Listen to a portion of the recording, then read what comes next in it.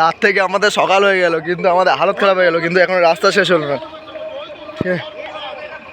সবাই আমরা এখন দাঁড়িয়েছি, একটুখানি রেস্ট নিয়ে আবার গাড়ি চালাবো, কারণ হচ্ছে এখনও আমরা পৌঁছাইনি।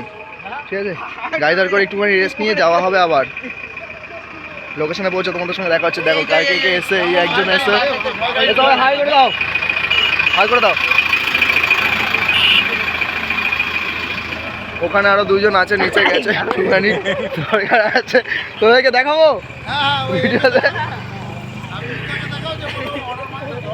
আর বেশি বাকি নেই, আমরা মিনিমাম 100 কিলোমিটারের মতো গেছি, আমরা 100 কিলোমিটারের মতো চলে এসেছি, আর বেশি 10-15 কিলোমিটারের মতো বাকি আছে। লোকেশনে গিয়ে তোমাকে দেখাবো। বাইকে কথা বলা যাচ্ছিল না, সাউন্ড শোনা যাবে না বলে, তাই জন্য তোমাদেরকে সেটা দেখাতে পারিনি। দেখাবো সব কিছু, কোথায় কোথায় যাচ্ছি। চুল ফুলের অবস্থা পুরো ঘেটে গেছে বাইক। ঠিক আছে, এই একজন, এই বয়সের পরে দেখা করি, ও শ্বশুর বাড়ি এখানে।